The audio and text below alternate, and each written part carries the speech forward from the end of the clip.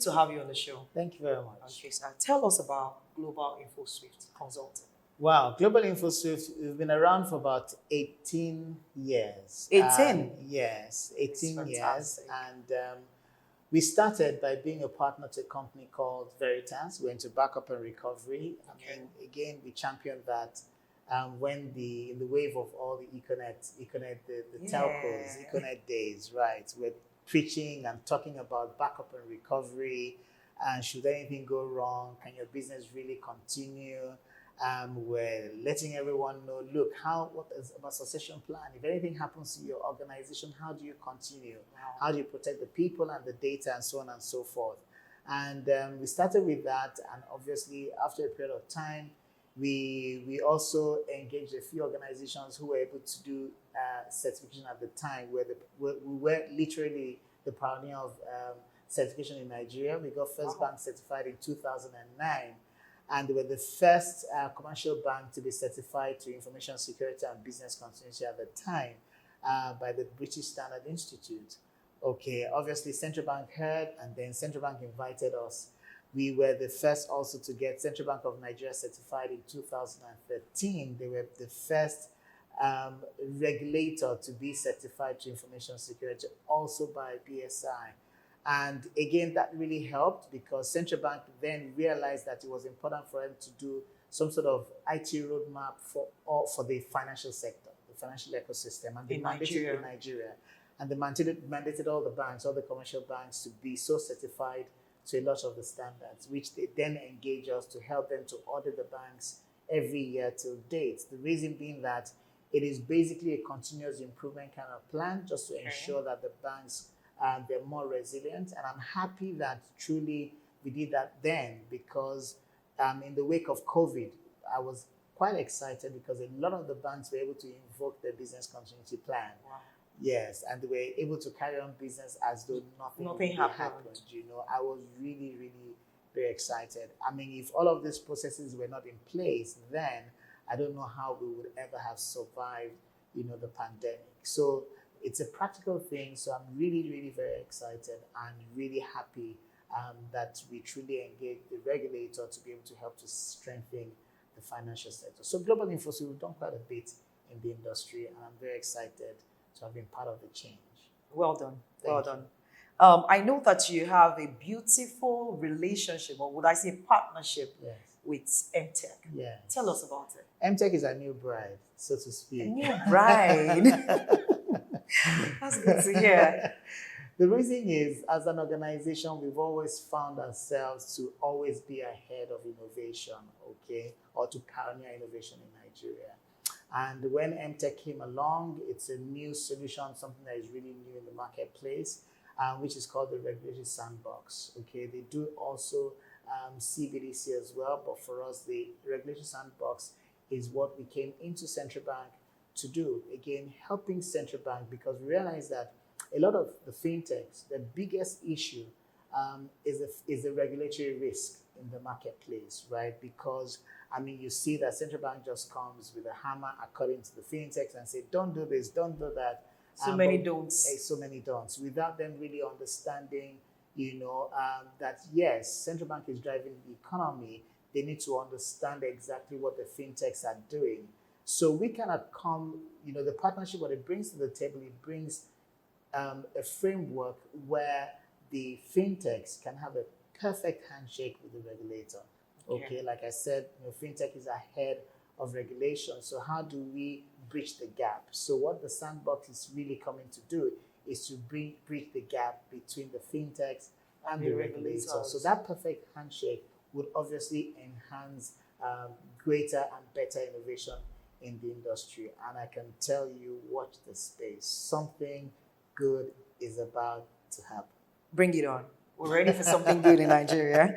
Okay, so tell us a bit more about your partnership with CBN and the values that this partnership has brought to your brand. Well, like I said, Central Bank themselves, they see us as a worthy partner because Central Bank, this has been a lingering issue where they've been talking about sandbox. Okay, so what we bring to the table is how to truly implement the sandbox. A The solution. we're the solution. Yeah. So we are like the solution to help them truly bridge the gap.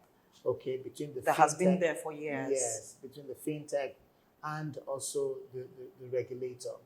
Because I mean, if you look at central bank is looking for direct investment, okay, Absolutely. into the country, and the easiest way today, as we have seen from the Flutterwave experience, from CUDA experience, all the digital banks, is that there has been direct funding into the country through the fintechs. Yeah. But how do we then do that within a controlled environment?